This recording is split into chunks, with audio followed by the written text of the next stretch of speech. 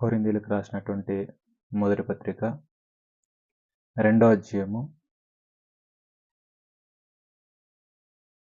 14 వచనాలు. కొరింథీయులకు రాసినటువంటి మొదటి పత్రిక 2వ అధ్యాయము 14 వచనం.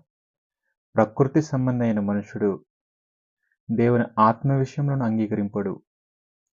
అవి అతనికి వెర్రితనంగా ఉన్నవి. అవి ఆత్మానుభవము చేతనే వివేచింపదగును గనుక అతడు వాటిని గ్రహింపజాలడు.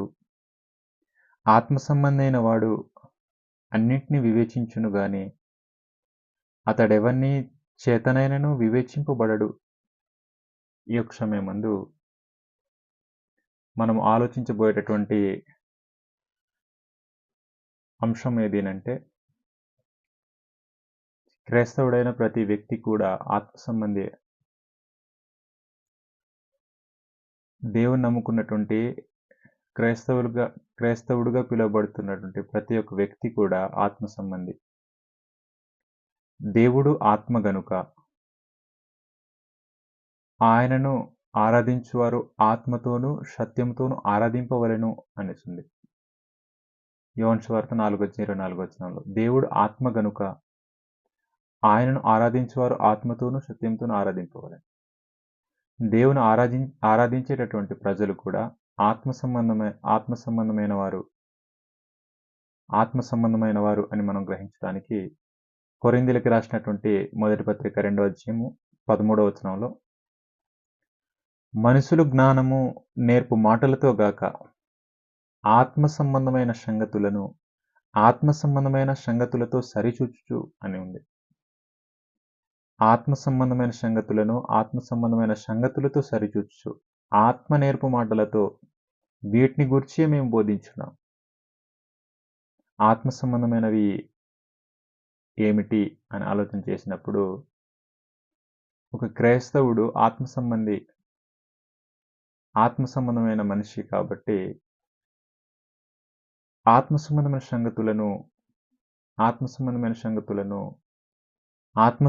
సంగతులతో సరిచూడాలి. ఆత్మ సంబంధమైన సంగతులతో సరిచూచుచు అనే మాటలు చదువుతున్నాం. ఆత్మ సంబంధమైన సంగతులతో సరిచూచుచు, ఆత్మ నేర్పు మాటలతో వీటిని గూర్చే మేము బోధించున్నాము. ఒక వ్యక్తి ఆత్మ సంబంధమైన సంగతులతో సరిచూసుకోవాలి. అలా సరిచూస్తూ ఆత్మ నేర్పు మాటలతోనే మనము బోధించాలి.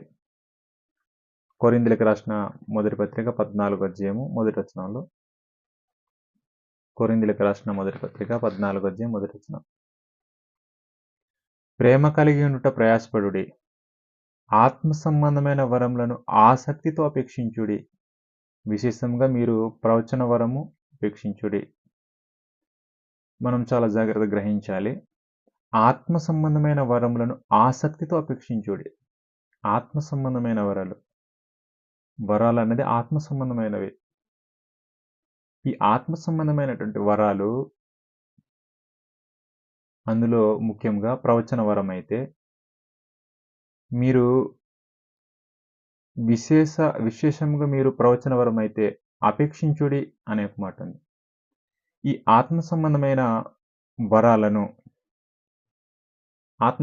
వరాలను పొందుకున్నటువంటి వ్యక్తి ఆత్మ సంబంధమైన సంగతులతో సరిచూసుకోవాల్సినటువంటి బాధ్యత కలిగినటువంటి వాడు.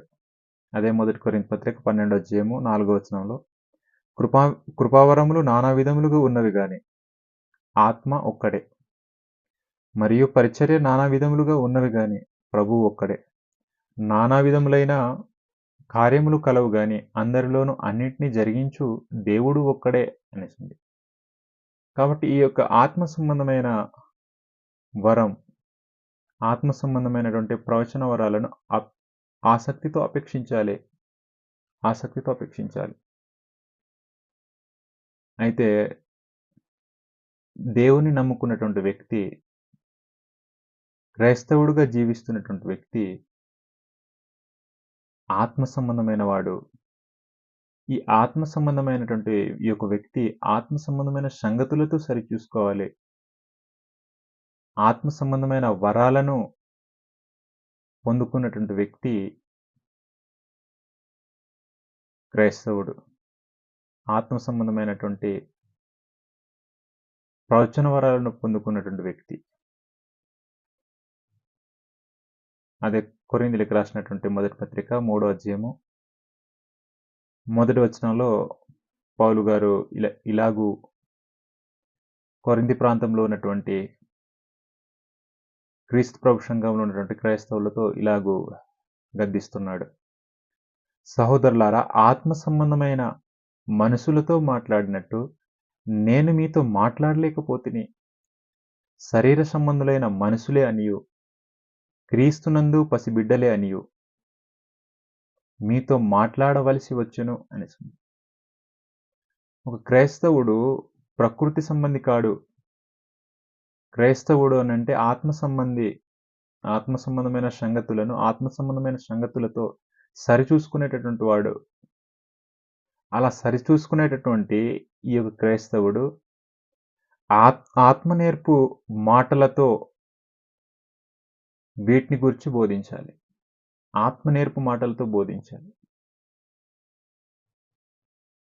కాబట్టి ఇందులో మనం గ్రహించవలసింది ఏమిటంటే, కొరింథీ ప్రాంతంలో ఎలాగున్నారనంటే ప్రకృతి సంబంధులైనటువంటి మనుషులతో మాట్లాడినట్టు పౌలు గారు మాట్లాడాడంట. సహోదరులారా, ఆత్మ సంబంధమైన మనుషులతో మాట్లాడినట్లు నేను మీతో మాట్లాడలేకపోతిని. శరీర సంబంధులైన మనుషులే అనియు అనిస్తుంది. శరీర సంబంధులైన మనుషులే అనియు క్రీస్తునందు పసిబిడ్డలే అనియు మీతో మాట్లాడవలసి వచ్చెను అని అంటున్నాడు. కిందికి మనం చదివినట్లయితే, అప్పట్లో మీకు బలము చాలకపోయినందున పాలతోనే మిమ్మును పెంచి తిని గాని అన్నంతో మిమ్మును పెంచలేదు. మీరింకను శరీర సంబంధులై ఉండుట వలన ఇప్పుడు మీరు బలహీనులై ఉన్నారు కారా? మీలో అసూయయు కలహమును ఉండగా మీరు శరీర సంబంధులైన మనుషురీతిగా నడుచుకున్నవారు కారా అని అంటున్నాడు. కాబట్టి ఒక క్రైస్తవుడు ప్రకృతి సంబంధి కాడు. క్రైస్తవుడు ఆత్మ సంబంధమైన మనుషుడు. ఈ ఆత్మ సంబంధమైన మనుషుడు ఆత్మ సంబంధమైన సంగతులను సరిచూసుకోవాలి. ఆత్మ సంబంధమైన సంగతులతో చూసుకోవాలి. ఎంతవరకు ఆత్మ సంబంధమైన సంగతులను నేను సరిచూసుకుంటున్నాను? ఆత్మ సంబంధమైన సంగతులను సరిచూసుకుంటున్నానా? ఆత్మ సంబంధమైన సంగతులతో సరిచూసుకునేవాడు క్రైస్తవుడు. ఈ ఆత్మ సంబంధమైన వ్యక్తి, ఆత్మ సంబంధమైన మనుషుడు క్రైస్తవుడు. ప్రకృతి సంబంధి కాదు, ఆత్మ సంబంధమైన మనుషుడు. పౌలు గారు అదే విషయాన్ని తెలియజేశాడు. ఆత్మ సంబంధమైన మనుషులతో మాట్లాడినట్లు. క్రైస్తవులు అంటే ఆత్మ సంబంధమైన మనుషులు. ఈ ఆత్మ సంబంధమైన మనుషులు ప్రకృతి సంబంధిలాగా ప్రవర్తింపకూడదు. కానీ కొరింథీ ప్రాంతంలో ప్రకృతి సంబంధిలాగా ప్రవర్తించారు. ఎలాగునంటే వాళ్ళు అసూయ, కలహము, కక్షలు ఉన్నాయనంట. అసూయ, కలహము, కక్షలు ఉంటే నువ్వు ఆత్మ సంబంధివి కావు. ఆత్మ సంబంధమైన మనుషులు కారు మీరు ప్రకృతి సంబంధులైన మనుషులు కారా? మీరు ప్రకృతి సంబంధులైన మనుషులు కారా అనే ఒక విషయాన్ని ఇక్కడ పౌలు గారు గట్టిగా వాదిస్తున్నాడు. మీరు మనుషురీతిగా నడుచుకుంటున్నవారు కారా అనే విషయాన్ని తెలియజేస్తున్నాడు. కాబట్టి ఆత్మ సంబంధమైన మనుషులు ఆత్మ సంబంధమైన సంగతులతో సరిచూసుకోవాలి. ఆత్మ సంబంధమైన సంగతులతో సరిచూసుకోవాలి. అలా సరిచూసుకుంటూ తమ యొక్క జీవితాలను క్రమపరుచుకోవాలి. మొదటి కొరింథీ పత్రిక 15వ అధ్యాయంలో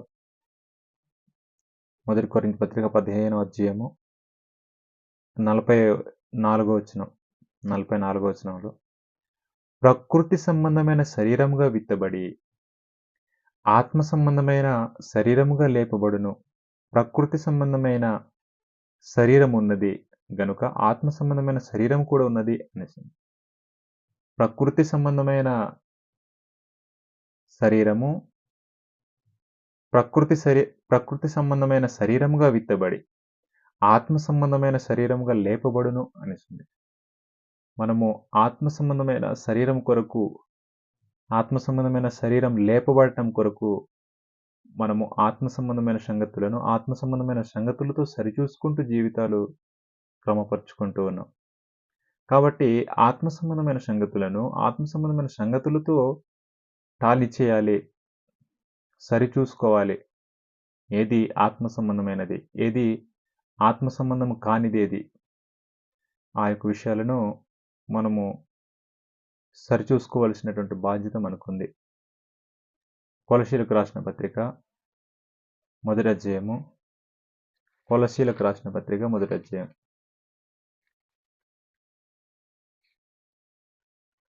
కొలసీలకు రాసిన పత్రిక మొదటి అధ్యాయంలో 9, 12 వచనాలు కలిసి ఉన్నాయి. అందులో ఇలాగ రాయబడి ఉంది. అందుచేత ఈ సంగతిని విని నాట నుండి మేమును మీ నిమిత్తము ప్రార్థన చేయుటకు మానక మీరు సంపూర్ణ జ్ఞానమును ఆత్మ సంబంధమైన వివేకం గలవారు. ఎలాంటి వివేకం కలిగి ఉండాలి? ఆత్మ సంబంధమైన వివేకాన్ని కలిగి ఉండాలి. ఆత్మ సంబంధమైన సంగతులను ఆత్మ సంబంధమైన సంగతులతో సరిచూసుకుంటూ ఆత్మ సంబంధమైన వివేకం కలిగి ఉండాలి. ఆత్మ సంబంధమైన వివేకము గలవారును సత్కార్యంలో సఫలులగుచు దేవుని విషయమైన జ్ఞానమందు అభివృద్ధి పొందుచు అన్ని విషయములలో ప్రభువును సంతోషపెట్టునట్లు ఆయనకు తగినట్లుగా నడుచుకునవలనని ఆనందంతో కూడిన పూర్ణమైన ఓర్పును దీర్ఘశాంతమును కనపరచునట్లు ఆయన మహిమాశక్తిని బట్టి సంపూర్ణ బలముతో బలపరచబడవలనని తేజోవాసులైన పరిశుద్ధుల స్వాస్థ్యంలో పాలివారమగుటకు మనల్ని పాత్రులుగా చేసిన తండ్రికి మీరు కృతజ్ఞతాస్తులు చెల్లింపవలనని దేవుని బతిమాలుచున్నాను అనేసి అన్నారు. కాబట్టి మనము ఏం చేయాలి? ఆత్మ సంబంధమైన వివేకం గలవారుగా మనం ఉండాలి. ఆత్మ సంబంధమైన వివేకం, ఆత్మ సంబంధమైన వివేకము కలిగినటువంటి వారమై ఉండాలి. ఆత్మ సంబంధమైన మనుషులుగా మనం నడుచుకోవాలి. ఈ ఆత్మ సంబంధమైన మనిషి దేవుని ఆరాధించే విషయంలో ఆత్మతోనూ మనసుతోనూ ఆరాధించాలి. యోహాను సువార్త 4వ అధ్యాయము, యోహాను సువార్త 4వ అధ్యాయంలో యోహాను సువార్త 4వ అధ్యాయం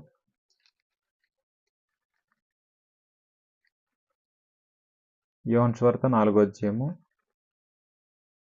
23వ వచనంలో అయితే యథార్థంగా ఆరాధించువారు ఆత్మతోనూ సత్యంతోనూ తండ్రిని ఆరాధించు కాలము వచ్చున్నది, అది ఇప్పుడును వచ్చి ఉన్నది, తను ఆరాధించువారు అట్టివారే కావాలని తండ్రి కోరుచున్నాడు. యథార్థంగా తండ్రిని ఆరాధించాలి అంటే ఆత్మతోనూ సత్యంతోనూ, ఆత్మ సంబంధమైన వివేకం, ఆత్మ సంబంధమైన సంగతులను ఆత్మ సంబంధమైన సంగతులతో సరిచూసుకుంటూ ఆత్మయ్య ఉన్నటువంటి దేవుడిని ఆరాధించాలి. ఆత్మయ్య ఉన్నటువంటి దేవుడిని ఆరాధించాలి. కాబట్టి ఈ ఆత్మ సంబంధమైన మనుషులు బలులను కూడా ఆత్మ సంబంధమైన బలులను అర్పిస్తూ ఉంటారు. పేతురు రాసినటువంటి మొదటి పత్రిక, పేతురు రాసిన మొదటి పత్రిక 2వ అధ్యాయం, పేతురు రాసిన మొదటి పత్రిక 2వ అధ్యాయము 5వ వచనంలో యేసుక్రీస్తు ద్వారా దేవునికి అనుకూలములగు ఆత్మ సంబంధమైన బలులను నర్పించుటకు పరిశుద్ధ యాజకులుగా ఉండునట్లు మీరును సజీవమైన రాళ్ళవలే ఆత్మ సంబంధమైన మందిరముగా కట్టబడుచున్నారు అనేసి. ఆత్మ సంబంధమైన బలు నర్పించుటకు ఆత్మ సంబంధులైన మనుషులు ఆత్మ సంబంధమైన బలులను అర్పిస్తారు. ఆత్మ సంబంధమైన బలులను అర్పిస్తారు. కాబట్టి ఈ ఆత్మ సంబంధమైనటువంటి బలులు అర్పించేటటువంటి వారు ఆత్మ సంబంధమైన మందిరముగా కట్టబడతారు. పేతురు రాసినటువంటి మొదటి పత్రిక 2వ అధ్యాయము అదే 5వ వచనంలో యేసుక్రీస్తు ద్వారా దేవునికి అనుకూలములగు ఆత్మ సంబంధమైన బలులను అర్పించుటకు పరిశుద్ధ యాజకులుగా ఉండునట్లు మీరును సజీవమైన రాళ్ళవలె ఆత్మ సంబంధమైన మందిరముగా కట్టబడుచున్నారు. ఆత్మ సంబంధమైన మందిరం. ఈ ఆత్మ సంబంధమైన మనుషులు ఆత్మ సంబంధమైన బలులను అర్పిస్తారు. ఆత్మ సంబంధమైన మందిరముగా కట్టబడతారు. ఆత్మ సంబంధమైన వివేకము కలిగిన వారై ఉంటారు. ఆత్మ సంబంధమైనటువంటి శరీరాన్ని పొందుకోవడానికి సిద్ధంగా ఉంటారు. ఆత్మ సంబంధమైన మనుషులుగా ఉంటారు. ఆత్మ సంబంధమైన వరాలను పొందుకుంటారు. ఆత్మ సంబంధమైన సంగతులను ఆత్మ సంబంధమైన సంగతులతో చూసుకునేటటువంటి వారు ఆత్మయ్య ఉన్నటువంటి దేవుడిని ఆరాధించేవారు, యథార్థంగా ఆరాధించేవారు. కాబట్టి ఈ యొక్క విషయాలు మనసులో ఉంచుకొని నేను ఆత్మ సంబంధిన ప్రకృతి సంబంధిన ఆలోచన చేసుకుని నేను ఆత్మ సంబంధినైతే ఆత్మ సంబంధమైన సంగతులతో సరిచూసుకుంటూ ఆత్మ నేర్పు మాటలతో బోధించాలి. మన యొక్క బోధ ఆత్మ నేర్పు మాటలతోనే ఉండాలి. ప్రకృతి సంబంధమైన మనిషి మాట్లాడినట్లు మనం మాట్లాడకూడదు. ఆత్మ సంబంధమైన సంగతులను ఆత్మ సంబంధమైన సంగతులతో సరిచూసుకుంటూ ఆత్మ సంబంధమైన వివేకము గలవారై ఉండి ఆత్మ సంబంధమైన బలులను అర్పిస్తూ ఆత్మ సంబంధమైన వరాలను పొందుకుంటూ ఆత్మ సంబంధమైన బలులను అర్పిస్తూ ఆత్మ సంబంధమైన మందిరముగా కట్టబడుతున్నాం. కాబట్టి ఆత్మ సంబంధమైనటువంటి ప్రతి ఒక్క వ్యక్తి ప్రకృతి సంబంధి కాడు. ప్రకృతి సంబంధి వలె ప్రవర్తింపకూడదు. ఆత్మ సంబంధమైన వ్యక్తి ఆత్మ సంబంధమైన సంగతులతో సరిచూసుకుంటూ జీవితాలు మలుచుకోవలసినటువంటి బాధ్యత ప్రతి ఒక్క వ్యక్తికి ఉందని నేను మనం చేస్తూ ఉన్నాను.